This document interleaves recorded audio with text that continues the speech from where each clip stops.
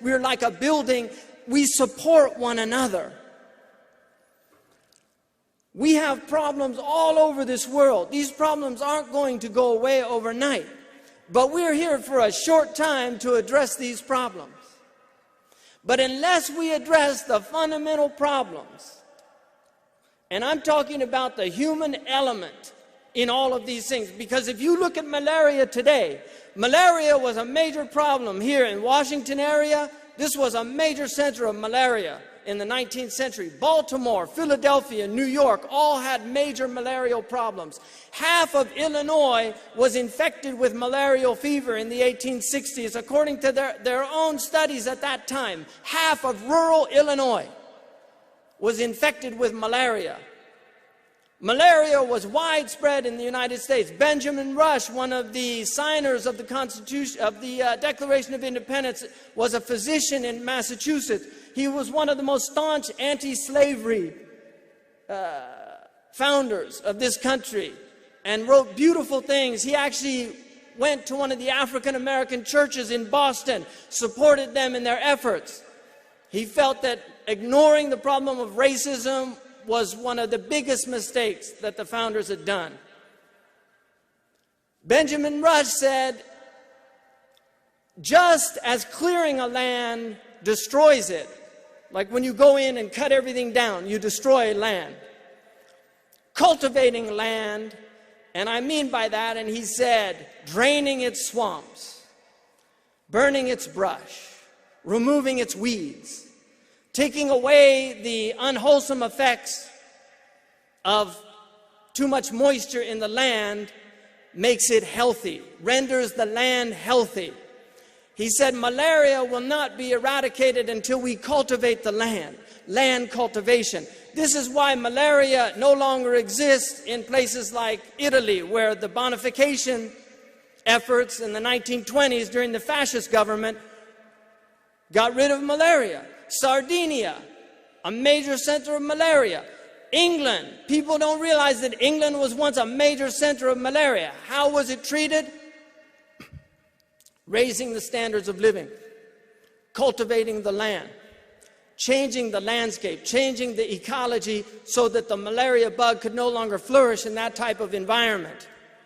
Bringing in livestock, because certain malaria bugs will thrive on livestock, and they will actually begin to outnumber the ones that thrive on human blood.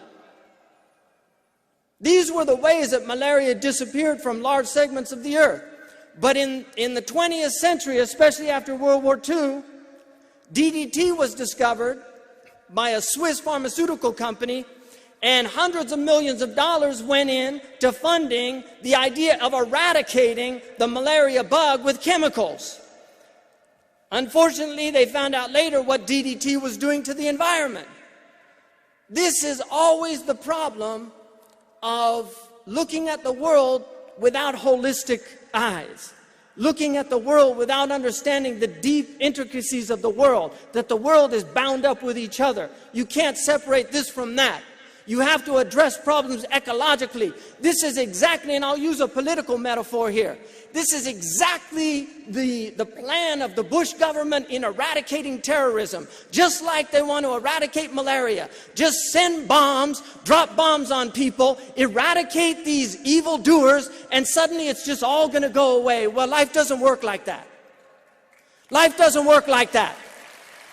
You have to address the causes of malaria. Malaria is directly related to poverty. Malaria is directly, if you look now on the map of countries that are suffering from malaria, these have some of the highest rates of conflict in the world. They're like maps for places where there's large conflicts. Why? Because war and malaria go together. We have a history of war and malaria.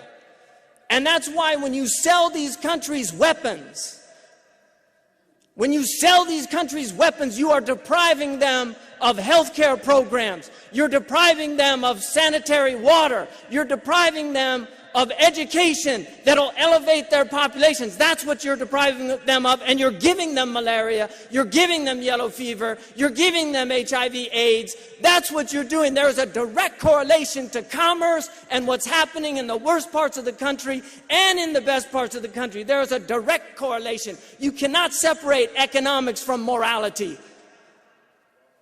Adam Smith, who's called the father of capitalism, and if he was alive today, he would spit on the men that are calling him the father of capitalism, because the capitalism that Adam Smith believed in and the capitalism that exists today has nothing to do with each other. Adam Smith, before he wrote The Wealth of Nations, wrote a book on moral sentiments, saying that the basis of commerce was morality.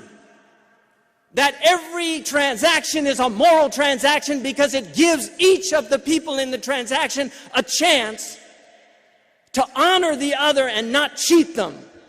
And this leads to a win-win situation which is necessary for civil society.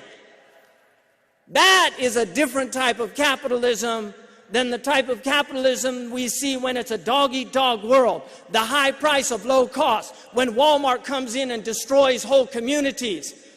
We have to see the relationships. Our religion is an economic religion. It is the last religion that is addressing the economic problems of humanity.